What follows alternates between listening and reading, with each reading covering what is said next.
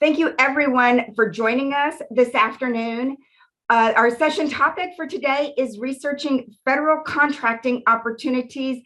And we have a very important and dear guest of ours, Mark Winchester with the Small Business Administration, specifically with the Houston District Office, joining Susan, Emily, and I. I'm Julie Irvin Hartman, and I am the co-founder of B2G Victory. Joining us today is our fellow co-founder, Susan Repka, who will also be a presenter. And another critical component of the B2G Victory team is Emily Kelley. So the three of us from B2G Victory, as well as Mark with the SBA, will be talking about ways to research federal contracting opportunities. And we love talking about contracting opportunities because opportunities equals money. And money as a small business and a fellow small business levels the playing field for each and every one of you. Opportunities are relationships, and opportunities are about each and every one of you. And so this is going to be an interactive session. And the more that you are engaged, the more you're going to get out of this, and the more that you're going to benefit from federal contracting opportunities, not only for you, but for your fellow businesses as well. During our time together, we're going to talk about how we can prepare you for federal opportunities and contracts. We're going to set the foundation to ensure your success today, your success next week, and moving forward. We're going to share with you mistakes to avoid and things that over the last 20 years that Susan and I have learned that will cost you the contract. And the thing that's most important to each and every one of us in our life is time, right? We don't have all day to spend together. I wish we did. So we can't cover everything that you need to know, but we are going to cover as much as possible. And most importantly, this is not a guarantee with a contract with any government agency. What you can expect from us, you can expect an engaging session.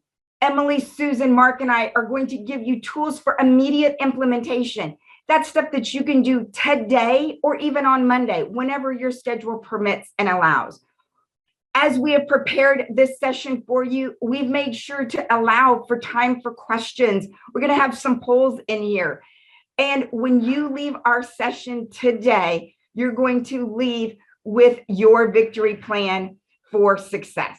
That's what you can expect from us. Well, we have an ask of you. We want you to listen and participate. The more you're engaged with this session, the more you're going to get out of it. We want you to test drive these ideas. Email us. Let us know how they've worked for you. Let us know if you have any more questions. Emily, Mark, Susan, and I are here to help you be successful. And we want to celebrate each other's success and share that. Now more than ever, we want to encourage each other, help each other out, and help each other be successful. Our time today is broken up into three chunks. The first chunk is we're going to talk about abbreviations, acronyms, and all these different words that you might be new to in government contracting. Please, if there's a word or a phrase that we use that you don't understand, please ask it in the chat. You can ask it to everyone, or you can privately ask it to Emily or Susan or I, and we'll make sure to address it. Then Mark's going to talk about ways to research federal contracting opportunities. Where do you go to see who holds that contract, when the next contracts are coming up, so you can be prepared when opportunities come your way that you can respond. Susan's going to close us out with our time together, talking about the different types of certifications that you can get on the federal level. And I see in the chat, some of you have already, included your certifications in your description of your business and your services. So very excited to see that as well. Why are the three of us qualified to be here today to talk to you? Well, my background is perfectly suited for this session. I'm a former certified woman-owned business owner. I had a marketing agency for 17 years and I sold it. And the way that I grew my company was through government contracts. I learned how to do proposals. I became a certified proposal manager. And we've won billions of dollars of government awards for different clients, whether that's on the federal level with the Department of Defense or here right around the corner with the city of Houston. When I owned my former agency, I took advantage of opportunities like today in education. I was a graduate of the Interagency Mentor Protege program. I went through the Goldman Sachs 10,000 small business. I was in cohort 1. And just like each of you that you're continuing to learn, I continue to learn each and every day. And I'm working on my executive MBA in May 2022. Can't come soon enough. Joining me as my co-founder of B2G Victory and my co-presenter today, some of you may recognize her, Susan Repka. She's the former executive director of the Women's Business Enterprise Alliance, as well as the former executive director of the Women's Contractors Association. Before her and I merged here in January and formed B2G Victory, she has a company and it was certified woman owned. So she's gone through all of these certifications. You know, she's one of Houston's most influential women and has won numerous awards for all of the work that she's done for women owned businesses, not only in Houston, but around Texas. Here's our contact information. Emily's there as well, and she's going to put all of this in the chat. We want you to connect with us. We want you to connect on our social media channels to keep the conversation going. Other sessions that we have, other tips and tricks and opportunities, we post on our social media as well. So make sure to connect with us there.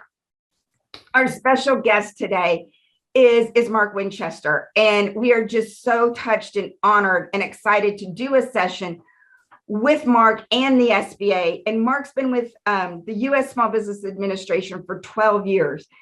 He got the Ike Award recipient for Distinguished Civilian Service back in 2015. He's the 3-time recipient of the Lower Rio Grande Valley District Office Counselor of the Year Award, the 2-time recipient of both the SBDC State Star Award and Congressional Letters of Recognition. I feel like he should be in the Olympics, right? And he's been at 8 years with he spent 8 years at the University of Texas, Rio Grande Valley. So Mark is truly one of those people who talks the talk and walks the walk and wants to help everyone be successful through all of his efforts with the SBA. And so here's all of Mark's contact information. So after today, if you have any more questions, please reach out to Mark via his email. There's tons of other resources available on the SBA Houston District website. That's your local information. And there's his phone numbers to reach him. So our first polling question of the day, we said we were going to get you engaged. So here you go. Here's your first opportunity. How many counties do you think are covered by the Houston District of SBA? Right. So this is how far does Mark's reach go? So is it 8 counties? Is it 19, 32, or 41? So we all know Houston, right? But how big is really the Houston district area? All righty, we got a couple more minutes to put in your questions. Your responses to the poll. All right, has everybody put them in? Oh, we got a few more coming in. All right, we got 37 people attending and we have 20 responses. We'll close this out here in a minute. And we do have one hand raised. Yes. Fritz has Fritz, a question. Go ahead and ask your question. I've unmuted you. As Fritz asks his question, we'll leave the poll open just for a little bit longer. Fritz, you've got a question? Not yet. I'm just kind of paying attention to seeing what's going on. Okay. All righty. Well, thanks for raising your hand. I'm going to go ahead and Emily's going to lower your hand. Yeah, sorry about. Nope, that's all good. It's all good. All righty. We're going to go ahead and end the poll. Emily, do I do? Oh, perfect. All right. And she's going to share the results. Let's see what happens when we share the results. Oh, cool. All righty. So the results were correct. There are 32 counties covered by the Houston District Office. So good job, everyone. And there are 254 counties in the state of Texas. So Mark's got lots of people to help and a huge cast to reach and support. All righty. So we talked about that victory plan. So there are things that we're going to talk about today, and we're going to talk about actions and things to do, and that's going to lead to your victory plan. So maybe you have some time tomorrow to squeeze in a few things. If not, that's okay. Move it to next week. We still have a month and a bit left in the quarter, Q1 of this year. Then we've got Q2 and Q3. So space things out. It's okay if you're not ready to do some of these things that we talk about today. You've got the rest of the year to do it. Certain action items that we're going to talk about take a little bit more time than others. So grab some paper, grab your phone, and go ahead and take some notes, and let's go ahead and get started. All right, abbreviations, acronyms, and words. You're going to hear this word a lot today. The System for Award Management. That means SAM. So if you want to do business with any federal government agency, any type of business, you must be registered in SAM. So maybe that's on your victory plan to do next week. So the website for SAM is super easy. It's sam.gov. And there's tons and tons of information on sam.gov. You can find videos on how to register, how to renew, how to check your status. That's where you're going to go to look for contracting opportunities. That's where you're going to go to research contract data. Look at the federal hierarchy, right? Because some departments are under others. Look at entity information as well as entity reporting. This is an amazing website. So everything starts with SAM. Now, when you go to SAM, there's going to be some words that are used there regarding prime contractors and subcontractors. And so we wanted to talk about the roles and relationships. There's two primary roles and relationships that are used in government contracting. And those two are prime and subcontractor. And kind of an example in the construction space is a general contractor would be the prime. And then you might have a painting and sheetrock firm as a subcontractor, electrical and HVAC. So think of it as the prime contractor is the direct contact with the agency. They hold the ultimate contract. They are ultimately responsible for communication with the agency, securing all of the contracts, all of the billing.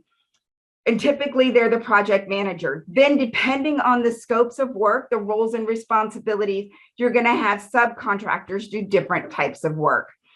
All righty. And in the federal space, you've got set aside. So a set aside is a contract specifically set aside for a certain type of individual or a certain classification.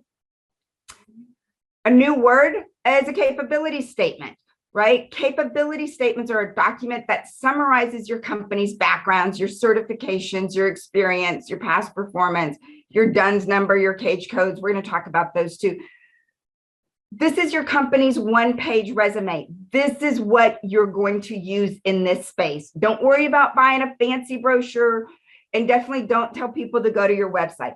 Here's an example of a capability statement that we did for an IT company. So this is you want this to be branded for your company. You want it to be easy to read. You want it to be digestible.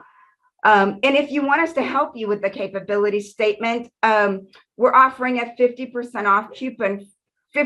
I did it again. Wow, $50 off. Okay, so moving forward, Susan's going to do this slide because I keep giving away the farm. $50 off a capability statement. This is why Susan's also in charge of the books. All right, so a lot of vendor registrations, you're going to need a capability statement.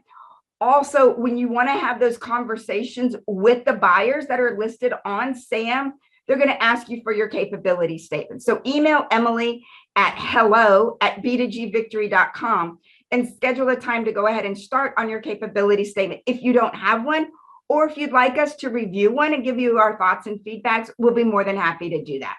All righty, let's do some more polls, right? So we already talked about SAM. How many of you are registered in SAM? And while everyone is responding, if you have any questions on a topic that we've covered so far, you can go ahead and put that in the chat, or if you want to raise your hand, Emily will unmute you and that you can go ahead and ask your question. All right, we've got 28 of y'all of the 43 have already responded.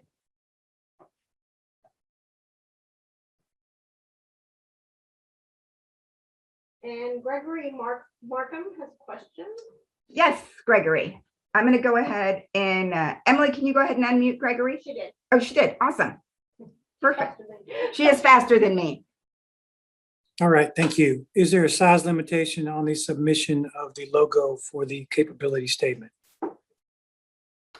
That is a great question. I'm very glad that you asked that. We encourage people to keep them under 1 meg, just because that's for spam filters and stuff. Since it should be a 1-page document and it should be a PDF, we really like to keep them under 1 meg. If you need help compressing your size of your capability statement, just let us know and we can help you with that. Also, does sam.gov give prompting instructions on creation of a capability statement? Sam.gov does not have instructions or a template on a capability statement, but that is something that we can definitely help you out with. Great, thank you.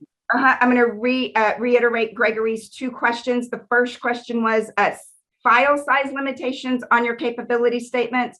We encourage you to keep it down below 1 meg. That also helps if people want to look at it on their phones or what have you. And then it also helps keep it out of spam filters.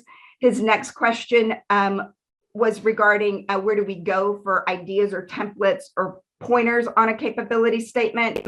That is not on SAM, but if you want help, we can definitely help you out on that. Thank you so much, Gregory, for asking those 2 questions.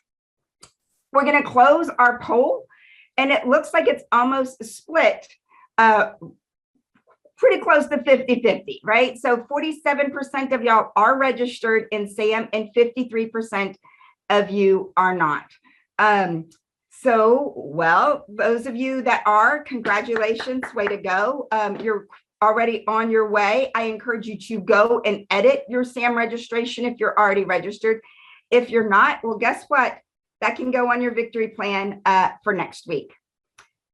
A cage code, I touched on that. A cage code is a 5-character ID number that identifies government contractors. So that is how the government is going to identify your company, not you as a person, but your company. So that's your cage code, right? Your commercial and government entity code. So when you go to SAM and you register in the directory, you will get a cage code. So for those 47% of you that are registered, do you know your cage code? Because you're going to want to put that on your capability statement.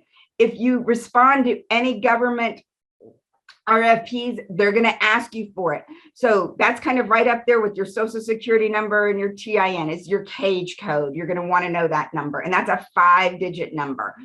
A basic ordering agreement, a BOA. So this is a written agreement between a buyer and a seller outlining the terms, specifications of the prices of the goods and services to be supplied. Basic ordering agreement is not a contract. And I want to be very clear here. So this is the agreement from which when we do enter a contract, things will go off of. So sometimes people get confused that they got a BOA, yay, this is guaranteed money. And go back to, it's an ordering agreement that when the opportunity comes up to order these things, these are the prices and the terms, all righty? So we wanted to make sure to talk about that. A CO, a contracting officer. This is the person who you're going to see on SAM when you're researching opportunities, who you can ask questions about, who is in charge of the contract. This is the person who has the authority to administer and or terminate contracts and make related decisions regarding that specific contract. And that contract starts from when it's listed as an opportunity all the way through. All righty, a contract action report is action data that is required to be entered into the FPDS. And Mark's going to go into all of that, so I don't want to steal his thunder. A DUNS number, right? And DUNS numbers are going to be going away, But as of today, right now, you need a DUNS number. DUNS number is 9 digits, right? And it's issued by Dun & Bradstreet. And we're going to put the link in the chat right now. So Dun & Bradstreet is a business and they're going to try to upsell you stuff. You don't need all of that. You just need a DUNS number. So make sure if you don't have a DUNS number that you're going to need that when you go and you put in your SAM. All righty. And so you're also going to need to put that DUNS number on your capability statement. So follow this link and you'll get a free DUNS number. And when they call you to try to upsell you, tell them you're not interested, but be pleasant. All righty. The FAR. We have a. Oh, we have a question. All righty. Gregory again. Gregory, what you got for us today? Hold on, I'm meeting him now.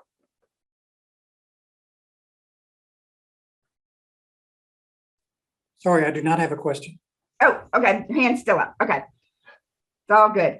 The FAR, Federal Acquisition Regulations. This is the rule book. This is the book. Very big book. Very, very big book, but we've got it online. I remember when I started federal contracting, and Valerie Coleman used to do sessions all about the FAR. It was a book and it was like this big. It was ginormous, like bigger than the dictionary that I got when I graduated from high school. Anyway, you have to follow the FAR. This is line by line, detail by detail of how the government agencies purchase and what you must follow. And as you go through and you research, there will be references to FAR, you know, part 3, 7.2.8 or part 42.8.3 or whatever. And that's where you can go down. And we've got the link. We're going to put it in there and you can see that you can print it or you can download the data or the HTML. And I will caution you, this is not light reading. All righty, Federal Procurement Data System, sorry, the FPDS. This is going to be going away, but we wanted to make sure to talk about it. And it's a database that gives you contracting information as well as is used for policy and trend analysis. So some people still refer to it, but wanted to make sure if you heard that acronym, you were aware of it. The GSA, the General Services Administration. This is the independent agency that establishes those policies and secures buying products and services and technology for the government. Now, you do not have to be on the GSA schedule to do work with the government. So that's a common misconception. It takes quite a bit of time and energy to be on the GSA schedule. If that's something that you're interested in doing, we can talk to you offline about, we could do an entire session just on the GSA schedule. All right, your NAICS codes, your North American Industry Classification System. More numbers. Well, you're in government contracting. So these are categories, and the NAICS code was developed by the US, Canada, and Mexico to classify businesses into codes. And so this is the site that you go to find out what NAICS codes you're going to need. And you're going to need to list your NAICS codes on your capability statement. All righty. And so also when you file your tax returns, there's probably a primary NAICS code that your tax returns are filed under. Now, you're going to need to have a primary NAICS code, but you can have multiple other NAICS codes. Like Susan and I and Emily with B2G Victory, I think we have 5 or 6 of them because we do training, we do consulting, we also, you know, do some other things, but we have our primary NAICS code. All righty. Your PTAC, which is your Procurement Technology Assistance Centers. The learning doesn't stop here. So this is local assistance. There's a PTAC here in Houston. There's a PTAC in College Station. There's a PTAC in Huntsville. These are located all through the US. These are your federal tax dollars working for you to be a successful small business in the United States or here in Houston or in Texas. Please use your PTAC centers. All righty. Emily's going to put that in the chat there.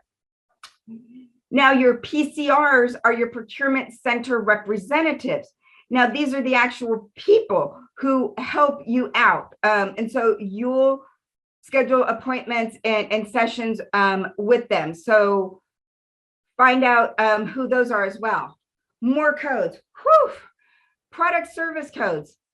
These can also be known as PCSs or also known as Federal Supply Codes, FSCs.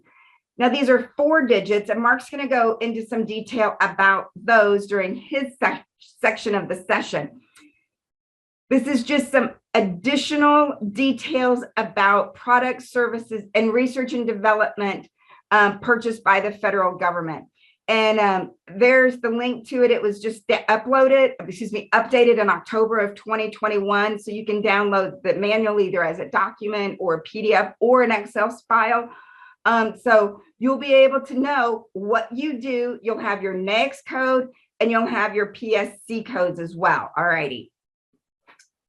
Whew, my final acronym, and then I think I'm going to drink a whole bottle of water.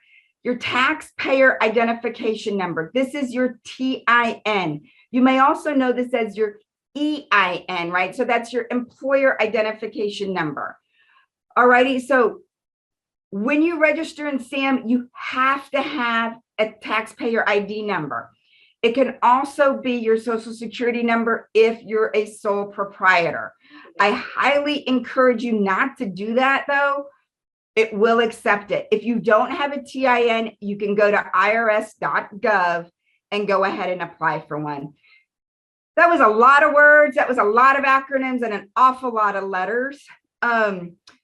If you could maybe put in the chat 1 or 2 of the new words or acronyms that you learned so far today that you had no idea what they meant, or maybe you'd heard of them before, but we were able to provide some clarity of what those words were, but most importantly, how they impact you in researching and finding opportunities with the federal government.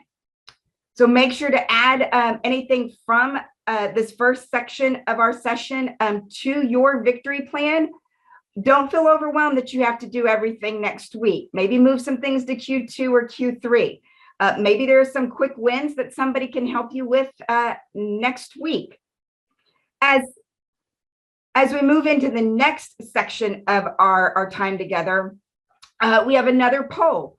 So fill in the blanks. Over 50 million, 95 million, 1 billion, or 9 billion, the U.S. Small Business Administration lended in the Houston district last year. This is just in the Houston district. So this is the area that Mark and his team service. So how much money, cash dollars, did the SBA lend out to small businesses? These are our fellow small businesses that have been helped out over the last year.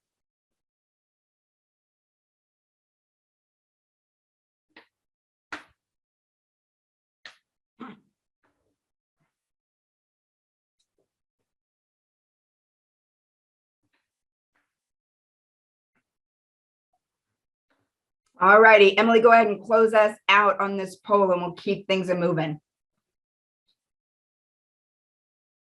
All righty, and the correct answer is $9 billion. The United States Small Business Administration lended out to the Houston district last year. That is a lot of money, and thank you so much for the SBA. We hope that some of you on the call today were able to get some of that money, and if you weren't, put that as one of your action items. After today, call Mark, set it a time with Mark or any of the other team members at the SBA to see how they can help you out with some lending. All right, the contracting world. This can be a little bit of a stressful experience if you're not prepared. And all of y'all are already working on being prepared. So don't pull your hair out. We're here to help you with every step of the way. This is going to close out the last few acronyms that we're going to talk about today. This is the world that we live in. Susan and I have lived in this world with all these letters and acronyms for the last 20 years. 3 of the most common formal procurement vehicles are an RFQ, an IFB, and an RFP. All righty. The request for qualifications is the government agency saying, I need this done. Are you able to build it, design it, deliver it, or provide it? The one thing I like about an RFQ is there's no P in there, right? There's no price. You don't have to provide pricing. Are you qualified? right? So look at your team's qualifications, your past performance, your capability, and your capacity. That's what they want to know. They want to know about your approach, and you're going to have some forms to prepare as well and some attachments, but these are fairly easy to prepare in terms of time, right? An invitation for bid. This is the vehicle and mechanism for the federal government to say, I need this done. I need something done. How much are you going to charge me? Invitation for bid. Bid is price-based response. If you're in construction, they might want a safety report. They might want some financial information, but this is price driven. So sharpen your pencils and make sure that you're going to make a profit on that. The most complicated or most exhaustive contracting vehicle is an RFP, which is a request for a proposal. So this is very formal. It's going to take a lot more time and planning and effort to prepare. There's a very structured outline that you need to follow. You're going to need to talk about your detailed pricing, your references, your approach, your team, your financial status, and most importantly, what differentiates you from the competition. And all of the factors to win, because that's why we're all here today, is to help you make this achievable and win contracts with the federal government. They're all the same, right? And they start with what you're doing today, right now. It starts with doing that research. It starts with establishing a good relationship and a good, solid reputation. Don't overpromise and underdeliver. Stay at what you're really, really good at. Don't have 50 NAICS codes. What are you really, really good at? What are you known for? Offer a solution, right? Be competitive in the market. Make sure that your response is timely. And most importantly, make sure that it is compliant. So back to the FAR, you've got to follow these rules. And when I open it up for question and answer, I'm going to make sure, oh, Emily responded in the chat. So Alex asked if the slides are available after the session. We want you to hear our voice. We want you to be able to capture the essence of the entire presentation. So we will be posting by next week. It's one of our action plan items is to post a link to this entire recording on our YouTube channel. And we have some other session recordings there as well. So Alex, thank you so much for asking that question. All righty. Our final poll, or my final poll in my section, is what percentage of Texas businesses qualify as small? And that's based on either your size standard, which is the number of employees, or your annual revenue. So for example, a engineering firm, their revenue size standards is $15 million per year. A larger construction company, maybe they're doing demolition and that's going to be based on their crew size, right? And I think it's like 150 people.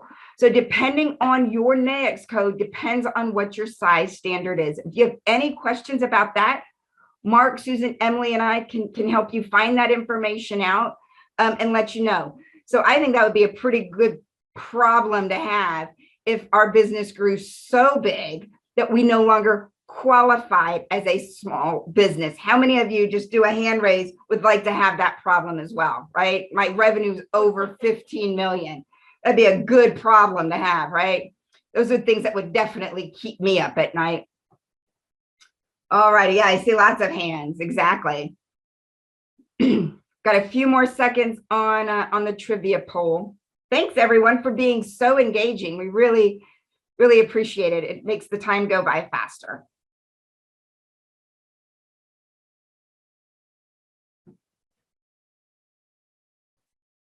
All righty. 98% of Texas businesses qualify as small. So we want to make sure that all 98% of those are successful in securing contracts, whether that's with the federal government or maybe the city of Houston or the state of Texas. And here's Susan. I mean, no, we turn over to Mark. Here we go. Sorry. And we are going to shift I'm going to stop sharing and we're going to shift the screen over to Mark and let him share his screen. Hi, Julie. Can you hear me? Julie, I emailed the presentation to you. Oh, okay. So I will go ahead and pull it up for Okay. Mark. And so it's right here. So Mark, do you want me to, I can share the controls to you. Do you want to click in remote, or do you want to just say next slide and I can advance it for you? I would prefer that you would advance if that's okay, Julie. Not a problem. Right, I'm going to go ahead and turn off my video. So you're the featured video, as well as I will mute myself, and just let me know when you want me to advance. Ladies and gentlemen, Mark with the SBA. Okay, thank you, Julie.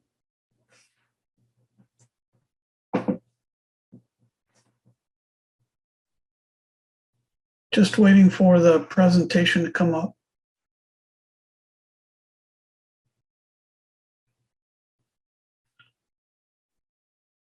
Good afternoon, everyone. My name is Mark Winchester. I'm the Deputy Director for the United States Small Business Administration Houston District Office. I've been asked to present related to federal marketing and contracting research. And today we're going to talk to you about sam.gov and other resources. Next slide, please. Goals for today: provide you a basic understanding of the ad hoc reporting feature on sam.gov. 2, understand what information can be provided in the databank to help you conduct market research. And 3, how to access basic information needed to run an ad hoc report. Next slide, please. Poll number 1, I know that Julie and Susan have been conducting polls. This is more of a rhetorical question than actual survey, but just want you to think about, do you know what the data bank is about? Where do you find it? How do you utilize it? These are just some questions that I want you to think about. Next slide, please.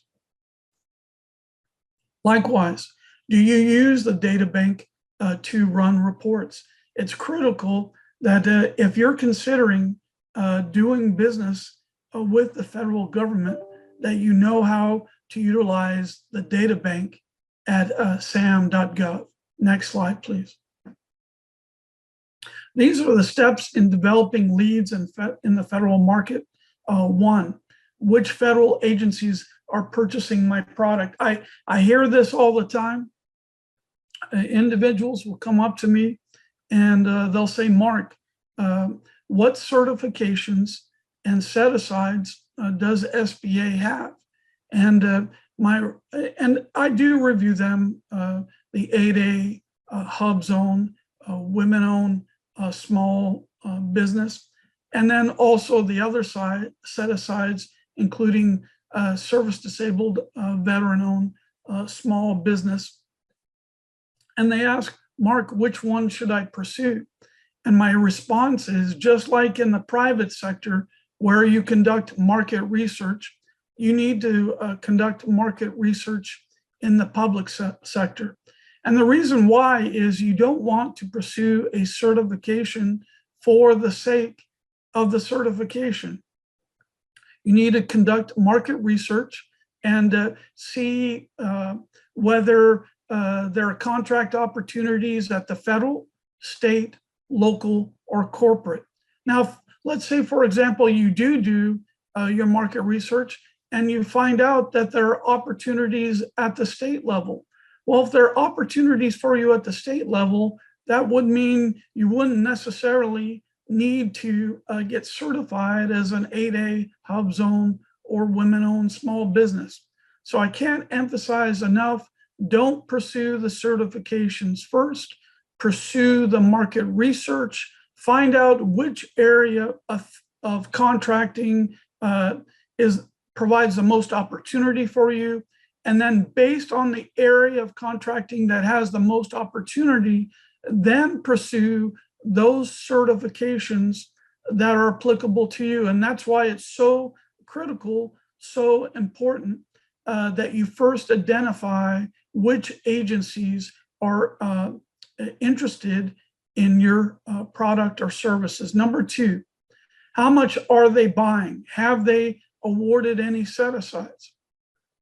So the way you're going to identify not only whether a federal agency or state agency or local agency is interested in your product, but you also need to identify how much are they buying of your product and how many set-aside opportunities are there, because those set-aside opportunities will help determine which certification is most beneficial for you. Number three, who are my competitors and who holds the current contract? Ms. Julie Hartman, she did a great job, by the way, covering, reviewing SAM.gov, as well as federal procurement and data system. Both of these platforms are resources for you in your market research. And both platforms, both resources have information on the agencies, the type of products that they purchase, as well as who are the contractors, who are the suppliers that are providing that product or service to that agency. And when you conduct your market research and you find out which area of contracting is right for you, and then also identifying how much they're buying and are there set-asides, you can also see who your competitors are to see who's getting awarded those contracts. Number four, what contracts are set to expire that I can compete for in the future? Databases such as federal procurement data system, Ms. Hartman, Ms. Julie Hartman alluded, number one, to FPDS, but also alluded to the fact that there's a transition in FPDS, transition in that FPDS will be eventually completely transitioning over to SAM.gov. But for right now, the contract reports will be found at SAM.gov, but contract data will still continue to be offered at FPDS, Federal Procurement Data System, NG for Next Generation, and EZ. And shortly, I'm going to show you how you can utilize FPDS NG EZ. And with FPDS NG EZ, you can see what are the top 10 departments, top 10 agencies, and who are your top 10 competitors. Next slide. And Julie, Susan, if you would, keep me abreast of how much time I have remaining. Thank you. Let the data refine your overall strategy. Use data to develop a targeted strategy. Choose the right event to attend. This gets back to utilizing FPDS, utilizing SAM.gov. When they're referring to events, what they're referring to is attending those network opportunities with those specific agencies that you want to market to, and be aware of those events. OSDBUs, I want you to write that down. Say that 3 times really fast. And in the federal world, in the federal arena, OSDBU is Office of Small Disadvantage Business Utilization. And a majority, if not all, the federal agencies who do business in the federal government, they do have an OSDBU. Just want to let you know, there's an OSDBU council, federal council, and there are over 31 federal OSDBUs that are part of that council. And so these OSDBU, they're just like the name sounds, they are there to assist small businesses. And I share that to say that they have events. They have events for small businesses. So you want to conduct your market research. You want to find out if federal agencies apply to you. And if they do apply to you, which agency has those opportunities for you. And then what networking events do they have where you can connect with that federal agency. Also, maximize time at matchmaking events. The key here is you want to do more than just introduce yourself. You want to be prepared. And I was so excited when Julie and Susan talked about capability statements. At the federal level, you really need to be in business 2 years or more. At the federal level, you really need to have a capability statement. You need to be prepared. My last name is Winchester, like the rifle, and with a rifle, you're locked and loaded. Now, I mean that figuratively speaking, not literally. What I mean by that is just like you would have a Winchester rifle, you want to be prepared in the federal contracting arena. And being prepared in the federal contracting arena is having your capability statement. So if you identify opportunities at the federal level, you need to be in business 2 years or more, have a capabilities statement, and you really need to have some prior contracting experience. And if you meet those requirements, you've done your market research, you have identified those agencies, then what you want to do is actually sit down with them about specific contract opportunities based on the product and services you provide. Now, I'll also share this. When you're doing your market research, not only do you want to identify opportunities, not only do you want to identify your competitors, but you want to do your research regarding that federal agency. And it's not only is it about you informing them of your product or service, but what are the federal agency's pain points? What are their pressure points? What are their needs? And how can you meet those needs based on your products and services?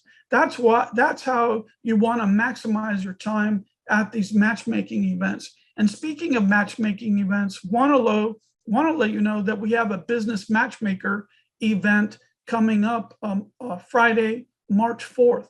There will be over 90 buyers, over 500 suppliers, over 800 one-on-one sessions to meet with federal, state, and local buyers. And you'll need to be prepared. Like a Winchester, you'll need to be prepared, and you'll need to have that capabilities statement.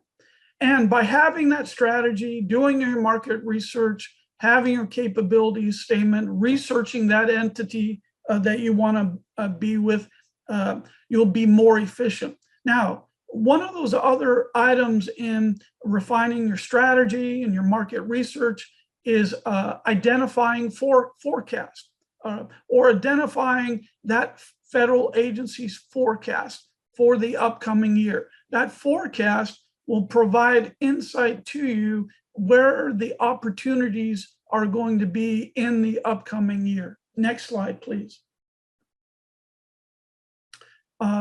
Ms. Julie Hartman has already shared with you, and she did a great job. And when we come to the point of the live demo, I will point out more things to you regarding SAM.gov, but SAM.gov is where it's happening. SAM.gov stands for System Award Management. And I'll share this with you. SAM.gov is where you get paid. That's the bottom line. If you're going to do business with the federal government, you need to be in SAM.gov. But there's so much more to SAM.gov, as Ms. Hartman pointed out. You can research your profile. You can register in SAM.gov. You can research other businesses that are in SAM.gov. You can search current federal contracting opportunities. FedBizOps. FedBizOps used to be a standalone platform, but under beta SAM.gov, there was a transitioning period, not only for FPDS, but as also excluded party lists and also FedBizOps, and all of those were consolidated into SAM.gov. Ms. Hartman also mentioned about FPDS. There are standard reports in SAM.gov that are now found on SAM.gov that were originally under the auspices of Federal Procurement Data System. Also, please be aware that contract actions valued at $10,000 are found under FPDS and now are reported under SAM.gov. And then also, this is also an important note, the data that is fed, that is included in sam.gov includes 90+ federal agencies that are have contracts. Next slide, please.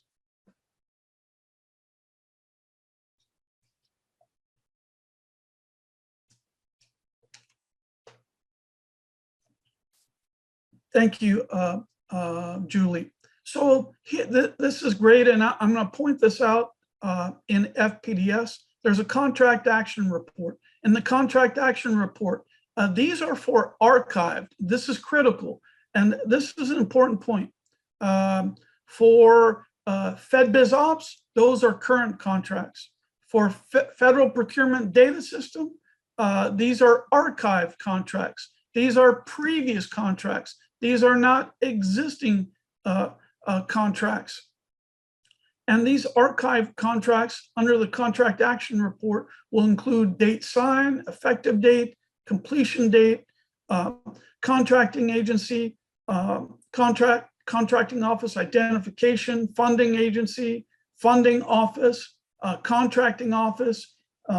There's just a lot of information there, and this is critical. Now, I will also say this: awards can be for multiple years. So although the information that you find in FPDS may be archived, because it can be a multiple year or multiple awards over several years, that although it's archived, it can still be applicable for the current year. What I also get excited about, in addition to the dates, in addition to the contracting office, in addition to what type of contract it is, you can also see who is the supplier, who is the vendor, where are they located, and you can even see their socioeconomic status. Next slide, please. Third question for you to think about is, do you know your product service code? You know, every type of business has an industrial code. There's a SIC, and then in addition to an SIC, there's an NAICS. NAICS stands for North American Industry Classification System. It's and do you know your NAICS code? And in addition to your NAICS code, as it applies to FPDS, as it applies to the data bank within sam.gov, you also need to know your what we call PSC, your product service code. Next slide, please.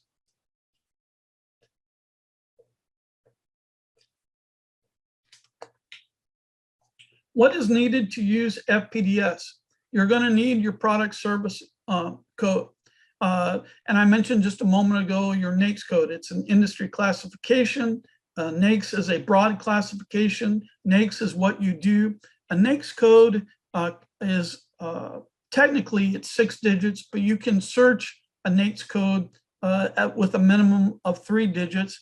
And where can you find information on NAICS code? You actually can go to uscensus.gov. uscensus.gov is where you would go to research NAICS codes and also to find your own NAICS code. And I will say this, you really need to know your NAICS code for benchmarking, and that's for your financial ratios. Secondly, in regards to PSCs, product service code, they can help you narrow down what exactly your business does. The PSC drills down farther. You're going from the broad to the very narrow, and the PSC allows you to go from the broad 6-digit industrial code down to exactly your service within that NAICS code. So number 2, PSCs are specific, can yield better data for market research, and your PSC is how you are doing it. Next slide, please.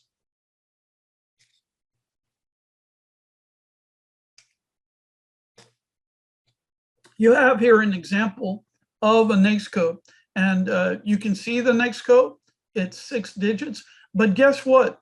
With this 6-digit NAICS code, which involves administrative management and general management consulting services, you can see there are 4 applicable PSC codes. There PSC R422, professional market research public opinion. There's also PSC R704 that does fall under the auspices or category of 541611, which is auditing. And then you have support management. And then you also have financial, which includes credit card services. So even though you can have a NAICS code 541611, administrative management and general management consulting, what is it under that umbrella? What specific services do you provide?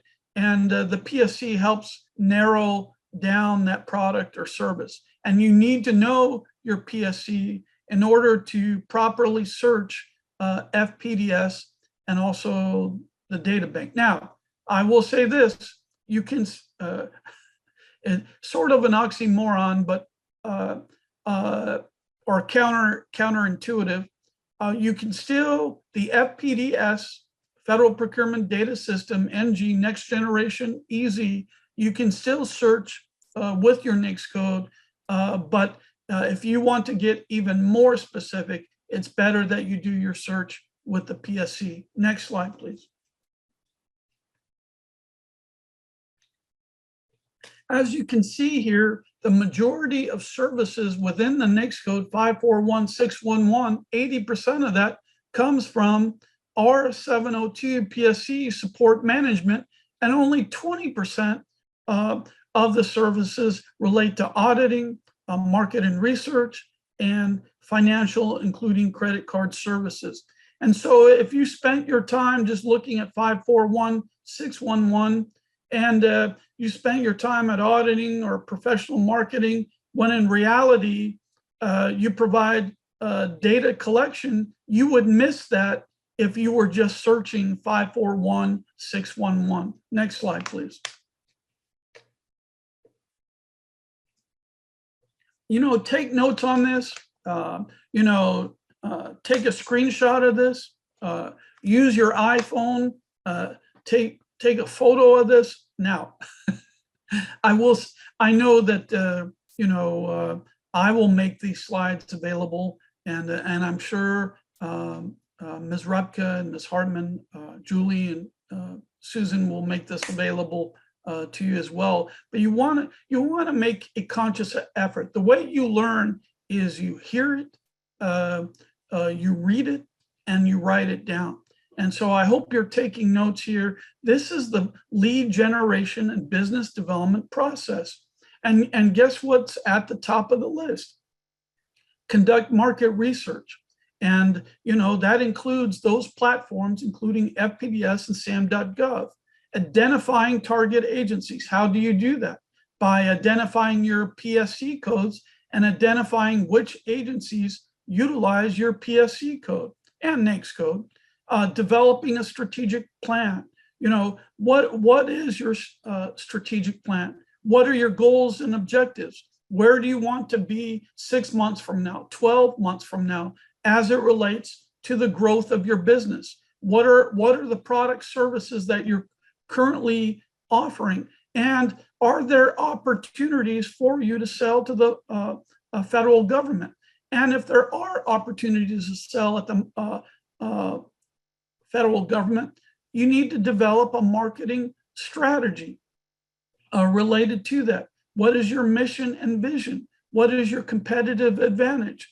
Have you done your SWOT analysis? Do you know your branding? And then you have to have your sales strategy, lead acquisition. And then after doing all that, developing your strategy, developing your marketing strategy, developing your sales strategy, then you need to assess where you are in lead generation and securing contracts. And then you need to refine your approach. Next slide, please. Susan and Julie, I don't know if you can tell, but I really do excuse me, I really do get excited about this. As I mentioned before, someone's moving the mouse, and I really do appreciate that. There are 3 steps. And step number 1, you need to locate your PSC, your product service code. And want to let you know, Federal Procurement Data System has the product and service codes manual. You can also, there are links online that will convert your NAICS code to PSC. But one way that you can find your PSC is the Federal Procurement Data System Product and Service Codes Manual. Just be aware that the PSC manual, it doesn't convert your NAICS code. You just need to do it's a PDF file. You'll do a find search, and you'll need to do a keyword search in that find to find the applicable PSC code for your business. And then once you have the PSC code, then you can go to sam.gov to contract data. They have over 36 standard reports, and you can also utilize the Federal Procurement Data System to analyze where are the opportunities. Next slide, please. Julie and Susan, how much time do I have? So yeah, I think we won't have time to do the live demo because we only have 30 minutes left in the whole session. Okay. So we wanted to make sure. Understood, Julie and Susan. So what it is, for those of you that are interested in looking at FPDS, please contact Julie and Susan. They can contact me, or you can email me at mark.winchester@sba.gov. Julie or Susan, if y'all can put that in the chat for me, my contact information, mark.winchester@sba.gov. Send me an email, and I'll be glad to meet with you virtually and to go over the live example on FPDS as well as sam.gov. Oh, thank you, Stacy. Thank you for the kind words. I really do appreciate it. Now I turn it over to Susan and Julie. And Susan and Julie, thank you so much for this opportunity. Absolutely, Mark. We're so happy that you were able to join us today. And it sounds like we'll probably ask Mark to come back and do a live demo and go through that in a little bit more granular detail. So thanks, everyone. Once again to Mark and being engaging during his section. He always has tons of great information and is just an amazing resource and a wealth of knowledge. So if you don't have Mark's email address saved in whatever your Gmail, your Outlook, or whatever, please do.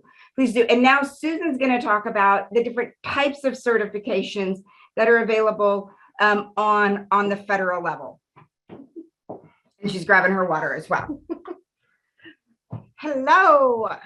I'm loving all the interaction. I was trying to keep up with all the chats and the questions. So thank you for everyone who's been so engaging.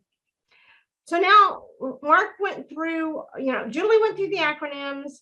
Mark went through some of the research, but now we're going to go through the different certifications, federal, that are available. So welcome to our alphabet soup. There are many, many different types of certification out there, some federal, some state, some city. So it can be overwhelming to determine which one is the best fit, what all of these acronyms and all of this information means, and where do you go to get them. So we're going to walk through those that are federal. We obviously do not have time to walk through all of these different certifications. So let's get started. And let's see what part of the alphabet soup we're going to be talking about today. So what is certification? Let's start with the basics. What does this mean? So does it mean I'm certifiable? Okay, maybe. All right. So is your company 51% owned by a veteran, a service disabled veteran, Are you 51% owned, operated, and managed by a veteran? Are you 51% owned, operated, and managed by a woman or women? Are you 51% owned, operated, and controlled by a minimum of one U.S. citizen who has ethnic background of at least 25%? Ooh, that gets really complicated, doesn't it? Asian Indian, Asian Pacific, Black, Hispanic, or Native American. Now, you notice it's not just owned. The company also has to be operated and managed by that type, that person who holds that demographic, that ethnicity, that gender. So that's where you get into a little bit of some issues. It's like, oh, we're 51% woman owned. Yes, but is that woman managing and operating the company? The company can also not exceed the small business size standard, which we talked a little bit. That's not always that small. $15 million? Well, that I don't consider that to be a small business, but that is the federal government's size standard for engineering. Now, the one thing that certification is not is wall art. So Mark talked about all of this research, and Julie talked about capability statements. You are marketing your company once you get a certification. You're not just hanging that certification on the wall. This is not Field of Dreams. I'll get certified and they will come. That's not how this works. You're going to have to do your homework. You're going to have to do your research. You're going to have to find your buyers. You're going to find out what entity purchases your service, and you're going to let them know that you're ready, willing, and able, and certified to do business. All right, so let's talk about some of the certifications. You have your veteran-owned or service-disabled veteran-owned. That's VOSB and SDVOSB businesses. There are set-asides for the VA for veteran-owned and service-disabled veteran-owned. You must be verified through the VA that you have that designation. So Emily's dropping some of that information into the chat so you have that. So that's one certification. This is a race and gender neutral certification. It is based on your status as a veteran. Here is the website where you go to get verified that you are veteran owned. Now let's talk about Hub Zone. Now, if you're from the state of Texas, you may get Hub Zone a little confused with the state of Texas Hub program. So the state of Texas historically underutilized business program is based on the ethnicity and the gender or veteran-owned, service-disabled veteran-owned status of the majority owner of the company. Hub Zone is about location, location, location. Where's the home office? Is that in a hub zone? If yes, is 50% of the work conducted at that home office?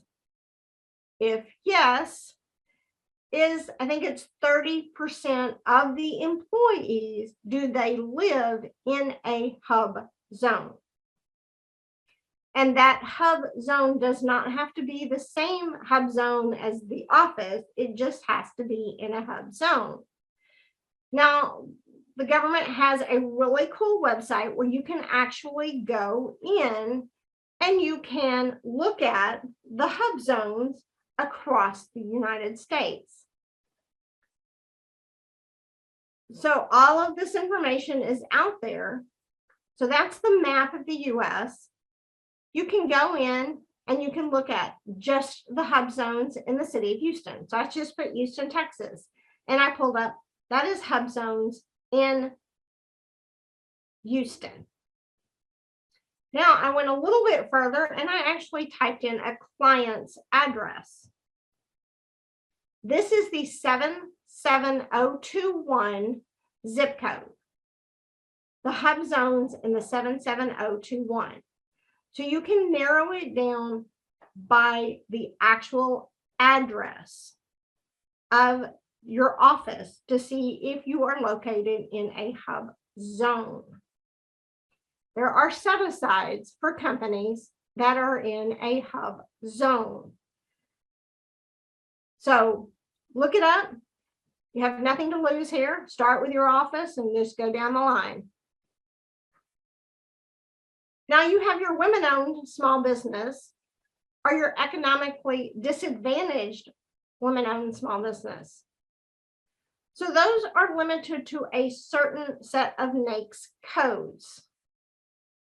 So the federal government has had a 5% women-owned goal for a very long time. And in 2011, if I'm not mistaken, they realized that they weren't meeting that goal. And so they started specifically a certification for women-owned small business. Before it was a self-certify.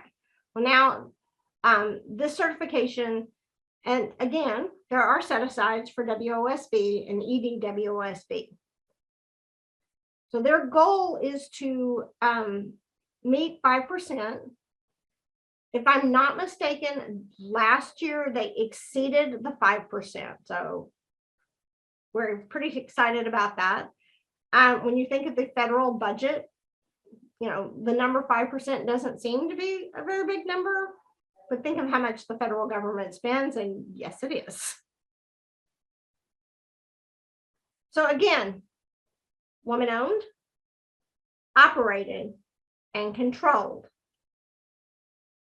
And you have to be able to prove that it is operated and controlled. So there is a website that you can go to check if you're eligible, and we're going to actually kind of walk through that shortly. All right, you have your 8A. So again, we've said this before, set-asides for 8A companies. And the federal government goal is to award at least 5% of the budget of their spend, of their contracting dollars, to companies that have qualified for the 8A. Once you become 8A, you only have 9 years, and then you kind of graduate out of the program. So this is a certification you don't want to get until you are ready to do business with the federal government. You need to do some government contracting on a smaller scale before you get your 8A. You need to kind of start establishing the relationships with some buyers and some federal entities, maybe by attending that matchmaking event that I just dropped the link into the chat. Once you get your 8A, it's a limited time, and your company or the owner cannot get 8A certified again. So, you know, we talk a little bit about don't get your certifications until you know what entities are using it. This is one that I highly suggest you make sure you are ready, willing, and able to do the work. And it can really expand your business. It can grow it very quickly if you take advantage of it once you get it. But if you wait the first 3 or 4 years and try and figure out if you're ready, you've lost too much time. So program qualifications, again, you must be a small business. You cannot have participated in the 8A program before, either the company or the individual. There are certain ethnicities, there are certain guidelines. You have to have demonstrate good character. And you have to really be ready. Like, they're not going to just certify every company for 8A. If you do not appear ready, maybe you're too small right now, or maybe you haven't been in business long enough to really get some good traction. They're not going to certify you because, again, they don't want you to get certified before you're ready, or you've not taken advantage of that time. Then there is the SDVE, the small disadvantage. So that's 10% of the federal contract dollars, or roughly $50 billion.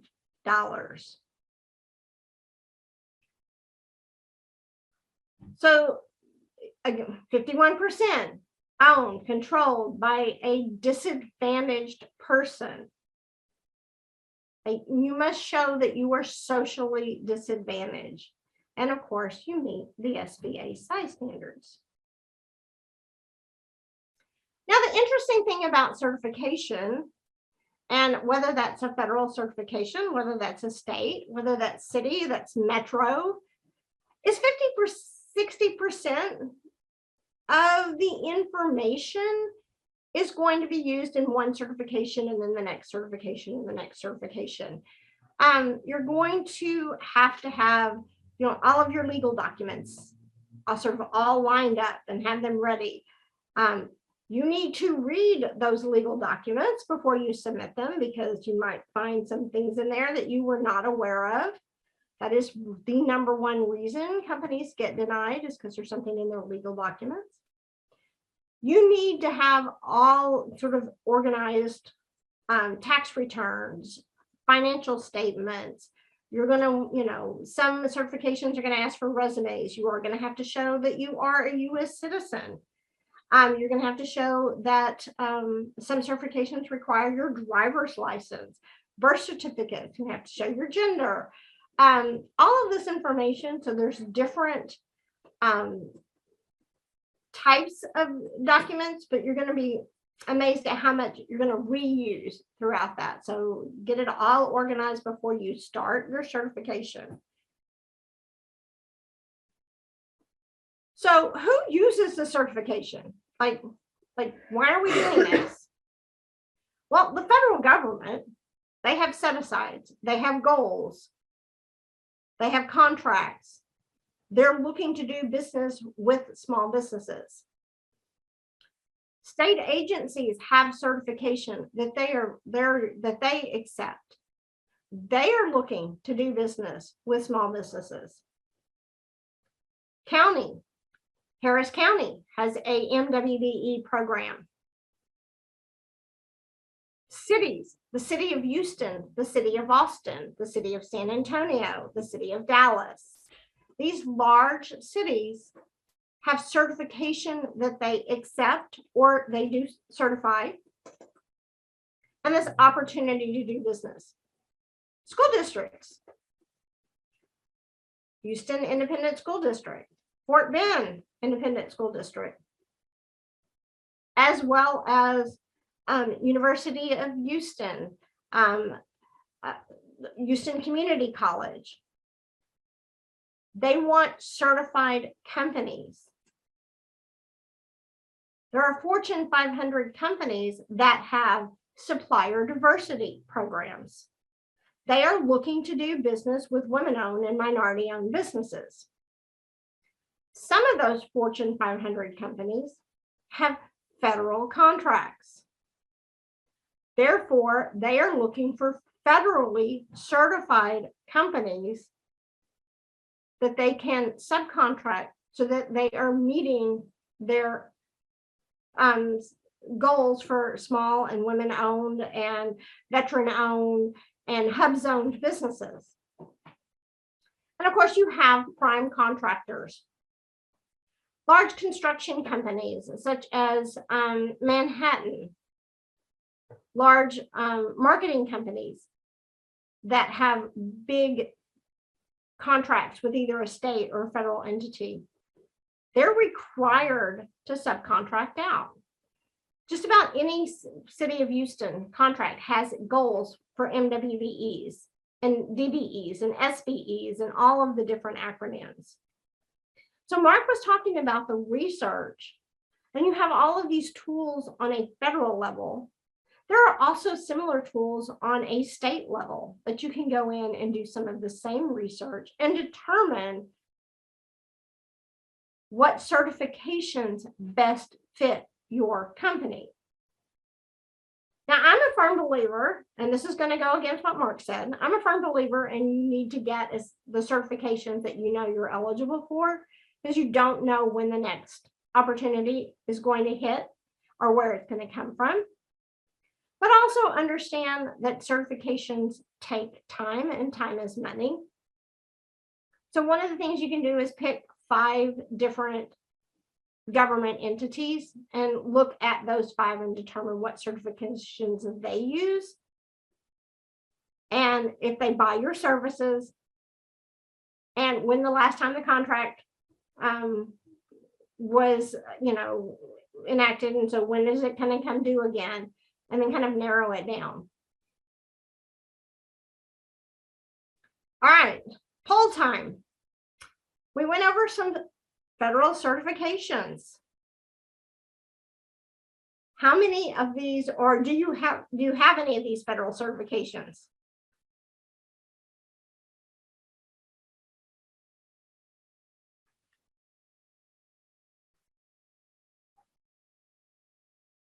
All right, we have some yeses, some no's.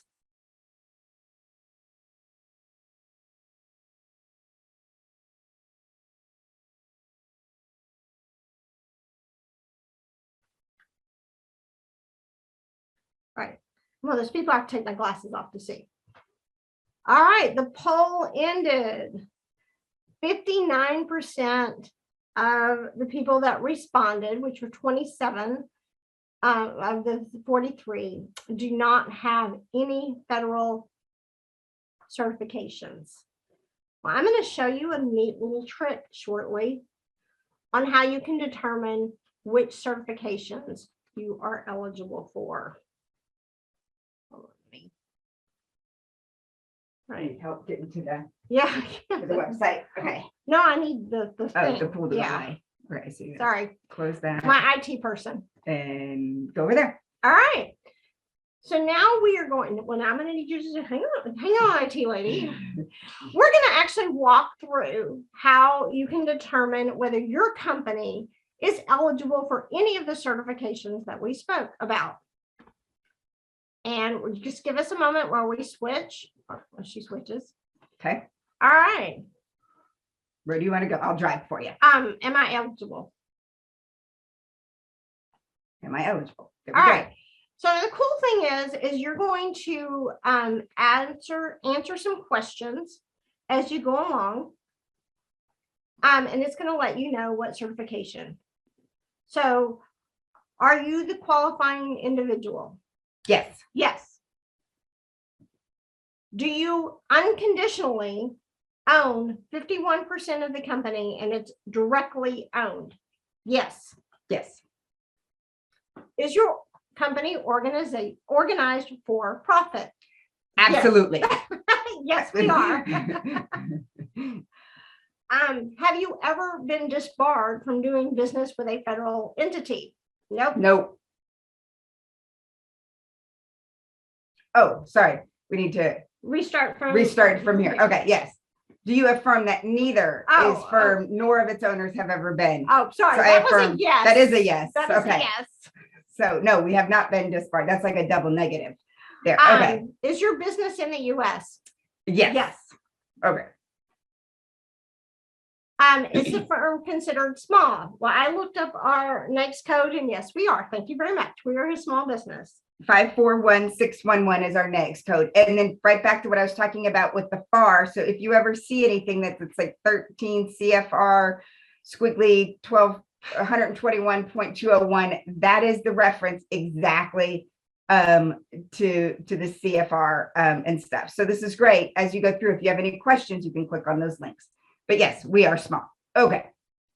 Are we woman owned? Yes, Yes. we are. And then we're going to use this next code 541611. 541611. Find it. Yay! We qualify. Woo! For the WOSB program. So yes. Awesome sauce. Okay. Then it's going to ask about economically disadvantaged under 8A. We're going to go with no on this one. No, because we do not. We are not minority. Great. And we do not identify as Black American, Asian Pacific American, Hispanic American, Native American, or subcontinent Asian American. So no. Now, if you did identify with any of these, you would qualify for 8A. Right. We do not. We do not. We do not. So we're going to put no. Do we consider ourselves socially disadvantaged because of experience bias of chronic and substantial nature? No. No. And if you put yes, you need to provide a proof, and it is on a case-by-case basis. But for right now, we are going to say no because that we do not. We have not been previously certified as 8A, so we're going to go no. No. We are not claiming social and economic disadvantage. We are not in a HUD zone. I did check. Womp womp. Nope, neither None one of us, us. none of us, Emily, me, or Susan, none of us live in a hub zone.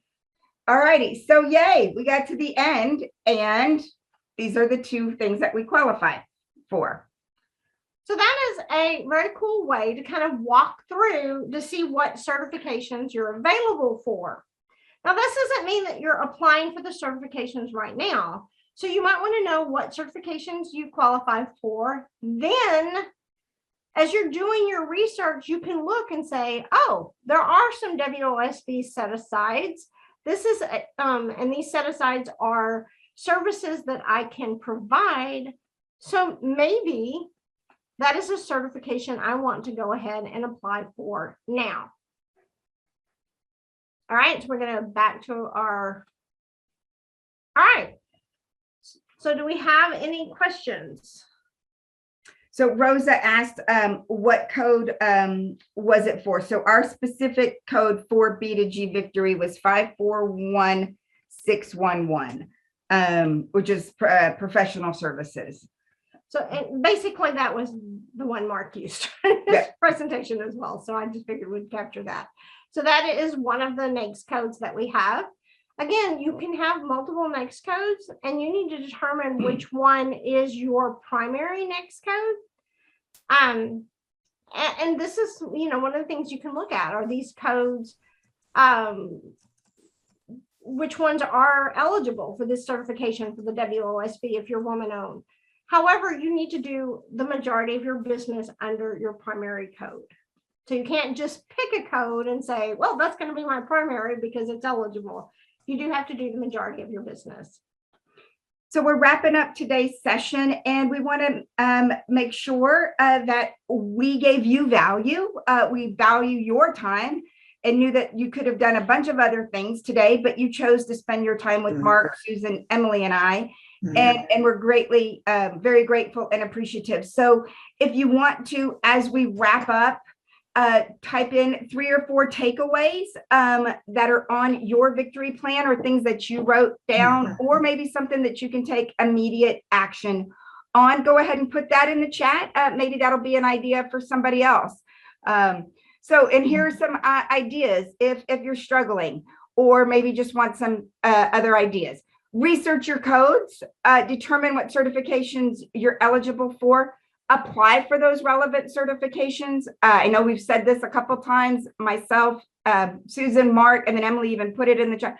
Follow up with us. We are here to support you regarding any questions you have and next steps. And we even have some upcoming seminars and webinars. Next week, on the 22nd, we're going to talk about ways to maximize your certification with Port Houston. I know in the chat, quite a few of you listed the certifications that you have. Well, you can use those certifications to get business with the port.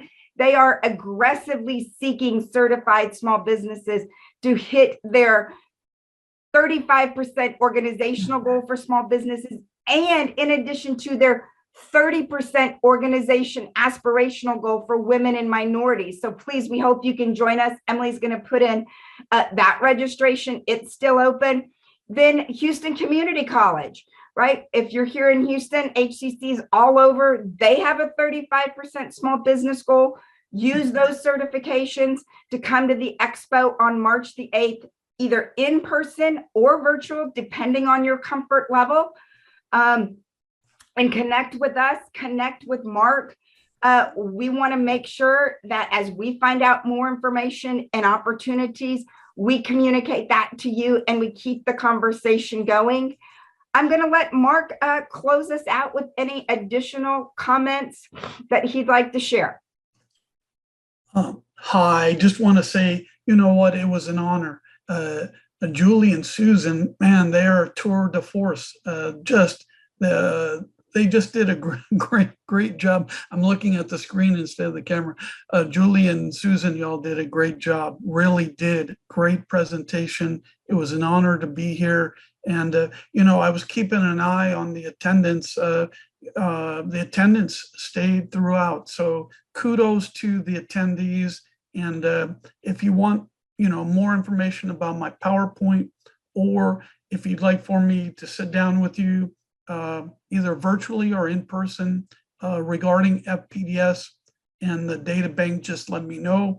And I also like the idea of perhaps doing a live demo with Julie and Susan as well. Last thing, Julie and Susan, just want to mention again the business matchmaker on March 4th. And am I wrong? Did Susan put the link in there for the business matchmaker? Or yes, it just dropped it in again. Thank you so much for doing that. And that's it from me, Julie and Susan. Thanks again. We will be sending an email to everyone with Mark's presentation, a link to this video recording for those of you who attended. And we wish you the best of luck. We hope you stay safe and healthy, and we look forward. See you on Tuesday. And yes, Susan says we will see you on Tuesday. Take care, be safe, and take care of each other. Thanks again. Have a great day.